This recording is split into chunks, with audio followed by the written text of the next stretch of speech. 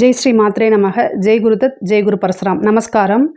நம்ம இன்னைக்கு குரோதி வருடத்துடைய தமிழ் புத்தாண்டு ராசி பலன்கள் ரிஷப ராசிக்கு எப்படி இருக்குன்னு பார்க்க போகிறோங்க.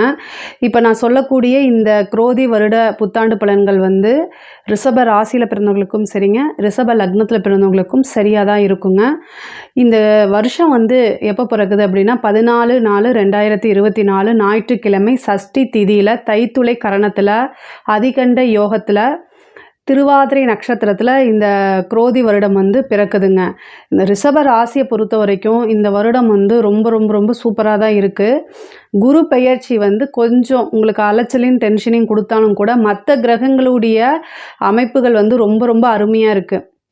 இந்த வருஷம் பிறக்குது இல்லையா, இந்த வருஷம் பிறக்கும்போது உங்களுடைய ராசிப்படி கிரக நிலைகள்லாம் எப்படி இருக்குது அப்படின்னா, உங்களுடைய ராசிக்கு குருவும் சூரியனும் 12ஆம் இடத்துல, 5ஆம் இடத்துல கேதுவும், 10ஆம் இடத்துல சனியும் செவ்வாயும், 11ஆம் இடத்துல அதாவது லாபஸ்தானத்தில் ராகுவும் சுக்கிரன் புதன் 3 கிரகங்களும் கூடியிருக்கு. இந்த வருடம் ரொம்ப ரொம்ப சூப்பராக இருக்குது. ரிஷப ராசியை பொறுத்த வரைக்கும் யாருக்கெல்லாம் ராகு திசை போதோ அவங்க ரொம்ப அதாவது அதிர்ஷ்டம் தான். நீங்கள் காசு பணம் வரதை உங்களோட லைஃப் செட்டில்மெண்ட்டுக்குன்னு சேர்த்து வச்சுக்கிட்டிங்கன்னா சூப்பராக இருக்கும். தொழில் ஸ்தானத்தை பொறுத்த வரைக்கும் உங்களுக்கு 10ஆம் இடத்துல சனி இருக்கார், செவ்வாய் கொஞ்ச நாளில் தான் இருப்பார், அதுக்கப்புறம் 48 டேஸ்க்கு அப்புறம் மாறிடுவார். வருடம் பிறக்கும்போது சனி செவ்வாய். அப்போ இந்த வருடம் பிறக்கும்போது கொஞ்சம் கடுமையான உழைப்பு போட்டி அப்படின்னு இருக்கும். இந்த வருடம் பிறக்கும்போது என்னடா அது எதை தொட்டாலும் ஃபெயிலியர் ஆகுதுன்னு மட்டும் நீங்கள் நினச்சிடாதீங்க.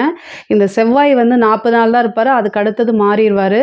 ஸோ அதனால் நீங்கள் பயப்பட வேண்டாம். இந்த சனி உங்களுக்கு ஏற்கனவே அதாவது ரிஷப ராசியை பொறுத்த வரைக்கும் 10 குடைவர் 10லே இருக்கார். இது ஒரு பெரிய நல்லது. அது இல்லாமல் தர்ம கர்மாதிபதி 9 10 குடைவர் சனியாக இருக்கார். தர்ம கர்மாதிபதி அவரே இதில் 10ஆம் இடத்துல இருக்கார். அதனால் ரொம்ப ரொம்ப தொழிலை பொறுத்த வரைக்கும் ராஜயோகம் தான். புதுசாக தொழில் தொடங்குறதுக்கும் உங்ககிட்ட காசு பணம் இல்லைனா கூட குரு உங்கள் ராசியிலிருந்து 7ஆம் இடத்தை பார்க்குறாரு, சனியும் 7ஆம் இடத்தை பார்க்குறாரு. அப்போ உங்களுக்கு ஒரு நிரந்தரமான பார்ட்னர் கிடைப்பார். வெளிநாட்டில் யாராவது ஃப்ரெண்ட்ஸ் இருப்பாங்க, உங்களுக்கு ஐடியாஸ் இருக்கும், உழைப்பு போடலாம் நீங்கள் நினைப்பீங்க. சேம் அதே பார்ட்னர்ஷிப் கிடைக்கிறதுக்கு அதாவது அவங்க முதலீடு போட்டு நீங்கள் பார்த்துக்கங்க, மேனேஜ்மெண்ட் பார்த்துக்கங்க அப்படின்னு சொல்கிறதுக்கு நிறைய வாய்ப்புகள் இருக்குது. அது மாதிரி ஏதாவது ஒரு ஆப்பர்ச்சுனிட்டி சின்னது கிடைச்சா கூட கரெக்டாக யூஸ் பண்ணிக்கோங்க, யோசிக்காதீங்க. பார்ட்னர்ஷிப் உங்களுக்கு ஆட்டோமேட்டிக்காகவே வந்துடுவாங்க. அதே மாதிரி தொழில் தொடங்குறது அயல் மாநிலங்கள் அல்லது வெளிநாடு அந்த அமைப்புகளும் இருக்குது. அதே மாதிரி உத்தியோக விஷயமாவோ அல்லது தொழில் விஷயமாவோ வெளிநாடு செல்லக்கூடிய வாய்ப்புகள் உறுதியாக உண்டு. உங்களுக்கு அஷ்டமஸ்தான அதிபதி தான் உங்களுடைய ராசி, அதாவது குரு உங்களுக்கு 8ஆம் அதிபதி. அவர் உங்களுக்கு உங்களுடைய ராசியில் வரும்போது சின்ன சின்ன மன சங்கடங்கள், டென்ஷன் அதிகமாக இருக்கும். என்னடா எதை செய்கிறதுன்னு தெரியாது டென்ஷன். அது ஒர்க் ப்ரெஷராகவும் இருக்கலாம் அல்லது உங்களோட பிஸ்னஸ் ரீதியாகவும் இருக்கலாம். எதுவாக இருந்தாலும் கரெக்டாக ஹேண்டில் பண்ணணும். ரிஷப ராசியை பொறுத்த வரைக்கும் தொழில்னாலும் சரி பணம்னாலும் சரி அதை கரெக்டாக ஹேண்டில் பண்ண தெரிஞ்சவங்களாக தான் மேக்சிமம் இருப்பாங்க. அதுக்கு அடுத்தது 5ஆம் இடத்துல கேது, அதாவது இப்போ புனித ஸ்தலம் போடக்கூடியது, அதே மாதிரி குருநாதர் வழிபாடு, இது எல்லாமே உங்களுக்கு ஈஸியாக கிடைக்கும். அதே மாதிரி உபாசனை அப்படின்னு சொல்லக்கூடிய விஷயங்கள் இந்த டைமில் பண்ணிங்க அப்படின்னா ஈஸியாக சித்தியாகும். உங்களுக்கு இவ்வளோ நாளாக நீங்கள் ட்ரை பண்ணுவீங்க, ஏதோ ஒரு விஷயம் தடங்கலாகும். இப்போ 5ஆம் இடத்துல வந்திருக்கக்கூடிய கேது அதாவது உபாசனைக்கு, தெய்வ வழிபாட்டுக்கு, இது எல்லாத்துக்குமே மிக சிறந்தது. அதே மாதிரி 5ஆம் இடத்தை குரு பார்க்குறாருங்க, அதுதான் மெயின். அதே மாதிரி 9ஆம் இடத்தை பார்க்குறாரு. அப்போது உங்களுக்கு குருநாதருடைய ஆசிகளும் கிடைக்கும், ஒரு கைடு கிடைக்கும். நீங்கள் எந்த மாதிரி போகணும், எப்படி போகணுன்னு ஒரு நல்ல வழிகாட்டி அப்படிங்கிறது உங்களோட வாழ்க்கையில் இந்த டைமில் கிடைக்கும். இவ்வளோ நாள் தடுமாற்றங்கள் இருந்தாலும் கூட. அதே மாதிரி 5ஆம் இடத்துல கேது உங்களுடைய குழந்தைங்களுக்கு ப்ரையாரிட்டி கொடுத்து அவங்கள நீங்கள் கண்காணிக்கணும், அவங்கள நீங்கள் பாதுகாப்பாக வச்சுருக்கிறது முக்கியமானது. ஏன்னா கேது அப்படிங்கிறது ஒரு ஸ்டெப்புக்குள்ளே நம்ம அடைக்க முடியாது. அது ஞானம், அதாவது எல்லா விஷயத்துக்கும் அப்பாற்பட்டது. ஸோ அதனால் 5ஆம் இடத்துல கேது இருக்கும்போது உங்களோட குழந்தைகளை கைட் பண்ணக்கூடிய அமைப்பு இப்போ கண்டிப்பாக தேவை. அதை மனசில் வச்சுக்கணும். படிப்பு சம்மந்தப்பட்ட உங்களுக்கு சனி 4ஆம் இடத்தை பார்க்குறாரு. படிப்பு ரொம்ப ரொம்ப ரொம்ப முக்கியமானது. ஃபோக்கஸ் பண்ண முடியாது. ரிஷபராசிக்கு ஆல்ரெடி ஜென்ம குரு இருக்கார், 4ஆம் இடத்தை வேற என்ன பண்ணுது சனி வெறி கொண்டு பார்க்குறாரு. அதாவது எக்கனாமிக்கலாக நல்லா ஹெல்ப் பண்ணுவார், ஆனால் ஸ்டடீஸு மற்ற எந்த ஒரு விஷயத்துலையும் கான்சன்ட்ரேட் பண்ண முடியாது. சனியோடைய பார்வை எங்கே படுதோ அது என்னென்னா படிப்பில் பார்த்திங்கன்னா அதை வீக் பண்ணும் அல்லது ஞாபகம் மறதியாக இருக்கும். ஃபோக்கஸ் பண்ணவே முடியாது. உங்களுக்கு படித்தாதான் வாழ்க்கைன்னு தெரியும். ஆனால் ஃபோக்கஸ் பண்ண முடியாத ஒரு சூழ்நிலை இருக்குது. அதுக்கு நீங்கள் அதாவது ஒரு விநாயகர் வழிபாடு, பெ ஏதாவது உங்களுக்கு சரஸ்வதி வழிபாடு, இந்த மாதிரி ஏதாவது ஒரு வழிபாடை பண்ணிவிட்டு ஆஞ்சநேயர் வழிபாடு, ஏன்னா சனியோடைய பார்வை அங்கே இருக்கனால ஆஞ்சநேயர் வழிபாடு அல்லது காளி வழிபாடு, எது உங்களுக்கு பிடிக்குதோ ஈஸியாக இருக்கோ இந்த மாதிரி தெய்வ வழிபாடு பண்ணிவிட்டு படிப்பில் ஃபோக்கஸ் பண்ணுங்கள். இல்லைன்னா எழுதி பாருங்கள். சனி வந்து உங்களுடைய ஞாபக சக்தியை குறைக்கும். அப்போது சனியை வந்து மிஞ்சணும் அப்படின்னா புதனை நீங்கள் கையில் எடுக்கணும். புதன்னா ரைட்டிங். ஸோ அதனால் நீங்கள் என்ன செய்யுங்க, எழுதி பாருங்கள். படிக்கிறத விட எழுதி பார்க்கும்போது இன்னும் அது உங்களுக்கு மெமரிஸ் ஆகும். படிப்பில் ரொம்ப ஃபோக்கஸ்டாக இல்லை அப்படின்னா கண்டிப்பாக படிப்பில் நீங்கள் எதிர்பார்த்த ரிசல்ட்டு கிடைக்காது. கைவிட்டுருவீங்க. அதுதான். ஆனால் யூபிஎஸ்சி எக்ஸாம்ஸ்க்கு, இந்த கவர்மெண்ட் எக்ஸாம்ஸ்க்கெலாம் ப்ரிப்பேர் பண்ணிகிட்ருக்கவங்களுக்கு ஈஸியாக கிடச்சிருங்க. அரசியல் சார்ந்தவங்களுக்கு சனியோடைய பார்வை இருக்குது. எக்கனாமிக்கலாக உங்களோட அரசியல் வாழ்க்கைக்கு இது ஒரு நல்ல அமைப்பு. பொதுமக்களுடைய ஆதரவு கிடைக்கும். அது மட்டும் இல்லாமல் அதாவது பெரிய தலைவர்களுடைய நன்மதிப்பு, அதாவது நீங்கள் அவங்களெல்லாம் போய் பார்க்க முடியுமா நீங்கள் நினச்சிட்ருப்பீங்க. திடீர்னு அவங்க வந்து உங்களை பார்த்து பாராட்டி அது உங்களை வந்து நல்ல வளர்ச்சிக்கு அடுத்த ஸ்டெப்புக்கு கூட்டிகிட்டு போகக்கூடிய அமைப்புகள்லாம் இருக்குது. உங்களுடைய உழைப்பை எந்தவித எதிர்பார்ப்பும் இல்லாமல் போட்டுகிட்டே இருங்க. பொதுவாகவே ரிஷப ராசிக்கு எதிர்பார்ப்புகள் அப்படிங்கிறது கொஞ்சம் அதிகமாக தான் இருக்கும். மற்றவங்களை காட்டிலும் எல்லாமே ஏதாவது ஒரு எதிர்பார்ப்போடு தான் வாழ்க்கையை ரன் பண்ணுவாங்க. பட் ஆனால் ரிஷப ராசிக்கு அது கொஞ்சம் ஜாஸ்தியாக இருக்கும். இது பண்ண இப்படின்னு கால்குலேட் மைண்ட் கொஞ்சம் ஜாஸ்தி தான். பட் ஆனால் அந்தளவுக்கு உங்களுக்கு நாலேஜும் இருக்கும். உங்களோட திறமைகளை நீங்கள் நம்பும்போது கண்டிப்பாக உங்களோட வளர்ச்சியும் உறுதியாக உண்டு அப்படிங்கிற நம்பிக்கை தான். ஓகேங்களா? இந்த டென்ஷன், டிப்ரெஷன் இந்த மட்டும் வந்து கொஞ்சம் தவிர்த்துட்டீங்க அப்படின்னா ரொம்ப நல்லாயிருக்கும். ராகுதசை நடக்கிறவங்களுக்கு இது ரொம்ப அருமையான பொற்காலம்.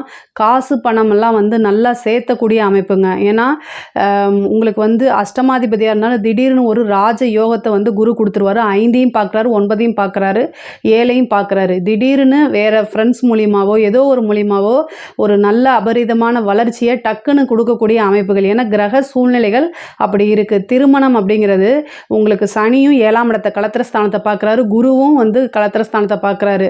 ரிஷப ராசியை பொறுத்த வரைக்கும் இவ்வளோ நாளாக திருமணம் இல்லைன்னா கூட இந்த டைமில் திருமணம் ஆகிறதுக்கு வாய்ப்புகள் இருக்குது. திடீர்னு திருமணம், அதே மாதிரி லவ் மேரேஜ் நடக்குமா அப்படின்னா உங்களுக்கு சனி 9ஆம் அதிபதி, நீங்கள் விருப்பப்பட்டிருந்தீங்க அப்படின்னா அந்த மேரேஜும் பெரியவர்களுடைய ஆசீர்வாதம் மூலியமாகவே திருமணம் ஆகிறதுக்கு வாய்ப்புகள் இருக்குது. பொதுவாகவே பெண்களை பொறுத்த வரைக்கும் இந்த பீரியடு ரொம்ப நல்லா இருக்குது. ஏன்னா 9, 10 கூடையவர் உங்களுக்கு சனி. அவர் வந்து என்னென்னா 10ஆம் இடத்துல ரொம்ப ஸ்ட்ராங்காக இருக்கார். 11ஆம் இடத்துல ராகு இருக்குது. 5ஆம் இடத்துல கேது இருக்குது. இதெல்லாமே என்னென்னா உங்களுடைய கனவை வந்து நினைவாக்குறதுக்கு இப்போது கரெக்டான பீரியடு. நீங்கள் இப்போ உங்கள் ஃபேமிலிகிட்ட உங்களோட ஐடியாஸை சொன்னீங்க அப்படின்னா அதை வந்து சப்போர்ட் பண்ணுவாங்க. இவ்வளோ நாளாக உங்களுக்கு சப்போர்ட் கிடைக்கலனா கூட இந்த டைமில் சப்போர்ட் பண்ணுறதுக்கு வாய்ப்புகள் அதிகமாக இருக்குது. அதை கரெக்டாக நீங்கள் மூவ் பண்ணிங்கன்னா கிடச்சிரும். ஆனால் என்ன அப்படின்னா உங்களுக்கு 7ஆம் இடத்தை வந்து யார் பார்க்குறான்னா சனியும் பார்க்குது.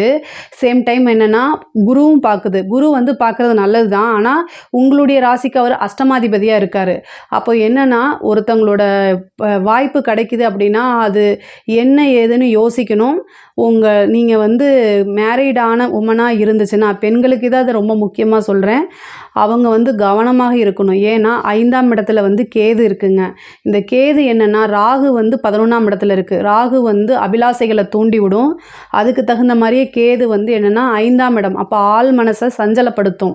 அதாவது இந்த டைமில் எல்லாத்துக்குமே வந்து காதல் அப்படிங்கக்கூடியது கல்யாணம் ஆனவங்களாக இருந்தால் கூட அது வரத்துக்கு வாய்ப்புகள் இருக்குது. அதாவது வேறு ஒரு நபர் மூலியமாக. அதனால் ரொம்ப கவனமாக இருக்கணும். உங்களுக்கு வந்து நீங்கள் அவர் நல்லவர் தானேன்னு பேசிகிட்டு இருப்பீங்க. பட் அவங்களுடைய இன்டென்ஷன் என்னன்னு உங்களுக்கு தெரியாது. அதனால் நல்லவங்க போல் உங்ககிட்ட நடித்து ஏமாத்துறதுக்கு அதிக வாய்ப்பு இருக்குது. இந்த வருஷம் ரொம்ப கவனமாக இருக்கணும். அதாவது நீங்கள் எந்த அளவுக்கு பெண்களை பொறுத்த வரைக்கும் எந்த அளவுக்கு முன்னேறி போகிறீங்களோ அந்த அளவுக்கு பிரச்சனைகளை சந்திக்கணும். ஆனால் உங்களுடைய கணவரோட சப்போர்ட்டை தேடிக்கங்கிறதுக்காக தான் இவ்வளோ தூரம் நான் பேசுகிறேன். 7ஆம் இடத்தை சனி பார்க்குது, அஷ்டமாதிபதியும் பார்க்குது. ஆணாக இருந்தால் மனைவிக்கிட்டேயும், கணவனாக இருந்தால் மனைவியும், மனைவியாக இருந்தால் கணவனும் ஒருவரை ஒருவர் அனுசரித்து செல்ல வேண்டும். இது வந்து நான் நிறைய வீடியோவில் சொல்லியிருப்பேன். இந்த வருஷம் ரிஷபராசிக்கு இதை ரொம்ப ஸ்ட்ராங்காக சொல்கிறேன். ஏன்னா சனி வந்து உங்களுக்கு நல்லவராக இருந்தாலும் கூட அவரே பாதகாதிபதியாக போகிறாரு. சனியோடைய பார்வை வந்து நமக்கு சொசைட்டியில் சம்டைம் கெட்ட பேரை எடுத்து கொடுத்துரும். குருவும் அஷ்டமாதிபதியாக வராரு உங்களுடைய ராசிக்கு. ஸோ இதனால தான் இவ்வளோ தூரம் நான் பேசுகிறேன். நம்மளுக்கு வந்து வளர்ச்சிகளும் ரொம்ப முக்கியம். அதே நேரத்தில் நல்ல பேருங்கிறது ரொம்ப முக்கியம். குரு வந்து 9ஆம் இடத்தை பார்க்குறாரு. 9ஆம் இடத்தை பார்க்கும்போது சொசைட்டியில் பெரிய மனிதர்களுடைய ஆதரவு உங்களுக்கு கிடைக்கும். கண்டிப்பாக நீங்கள் ஒவ்வொரு ஸ்டெப்பும் எடுக்கும்போது உங்களோட வளர்ச்சி ரொம்ப முக்கியம். அதை விட முக்கியம் உங்களுடைய பாதுகாப்பு. இது ரெண்டையும் ஈக்குவலாக நினச்சிட்டே போனீங்கன்னா கண்டிப்பாக சக்ஸஸ் பண்ண முடியும்.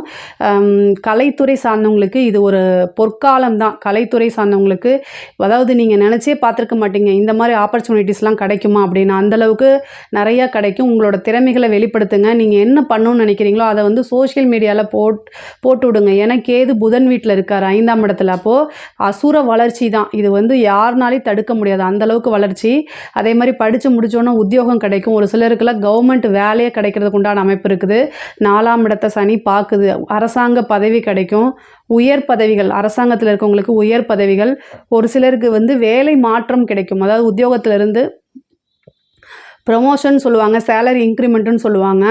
அதோட கூட என்ன ஆகும் அப்படின்னா கொஞ்சம் மாற்று, அதாவது நீங்கள் பணி மாற்றம், அதாவது ட்ரான்ஸ்ஃபருக்கு ரொம்ப நாளாக எதிர்பார்த்துட்டு இருந்தீங்கன்னா அதுவும் கிடைக்கும். தெய்வத்துடைய அனுகிரகம் கிடைக்கும். புத்திர பாக்கியம் கிடைக்கும். ரொம்ப நாளாக உங்களுக்கு கல்யாணம் ஆகிடுச்சு, ரொம்ப நாளாக குழந்தையே இல்லை அப்படின்னா இந்த டைமில் கேது வந்து 5ஆம் இடத்துல இருக்கார். குருவோடைய பார்வையும் இருக்குது. அப்போ இந்த டைமில் நீங்கள் ட்ரை பண்ணிங்க அப்படின்னா உறுதியாக உண்டுங்க. உறுதியாக உங்களுக்கு புத்திர பாக்கியம் உண்டு. குரு 5ஆம் இடத்தையும் பார்க்குது, 9ஆம் இடத்தையும் பார்க்குது. 5ஆம் இடம்ங்கிறது மருத்துவம், புத்திர பாக்கியம் எல்லாமே. ஸோ நீங்கள் ட்ரீட்மெண்ட் போனால் கூட உங்களுக்கு ஐவிஎஃப் இந்த மாதிரி இதெல்லாம் சக்ஸஸ் ஆகிறதுக்கு வாய்ப்புகள் அதிகமாக இருக்குது. அதனால் உங்களோட சுய ஜாதகத்தை பார்த்துட்டு அதுக்கு தகுந்த மாதிரி ட்ரை பண்ணுங்கள். பொதுவாக ரிஷபராசிக்கு அதாவது தொழில் உத்தியோகமும் நல்லா இருக்குது. பெண்களை பொறுத்த வரைக்கும் ரொம்ப நல்லா இருக்குது. எக்கனாமிக்கலாக ரொம்ப நல்லா இருக்குது. அதே நேரத்தில் உங்களுக்கு தெய்வ அனுகூலம் எல்லா விஷயமும் ரொம்ப நல்லா இருக்குது. இதை கரெக்டாக யூட்டிலைஸ் பண்ணிக்கிட்டீங்க அப்படின்னா இது வந்து ஒரு பொற்காலமாக தான் அமையும். இதில் ஏதாவது உங்களுக்கு சந்தேகங்கள் இருந்துச்சு அப்படின்னா கமெண்ட்ஸில் கேளுங்க. நான் கண்டிப்பாக ஆன்சர் பண்ணுறேன். நம்மளுடைய சேனலை லைக் பண்ணுங்கள், ஷேர் பண்ணுங்கள், சப்ஸ்கிரைப் பண்ணுங்கள். நன்றி, வணக்கம். கடவுள் அருள் டிவியை பார்த்தமைக்கு நன்றிகள். மேலும் இது போன்ற தகவல்களை தெரிந்து கொள்ள கடவுள் அருள் டிவியை சப்ஸ்கிரைப் செய்யுங்கள். மறக்காமல் பெல் ஐக்கானை கிளிக் செய்யுங்கள்.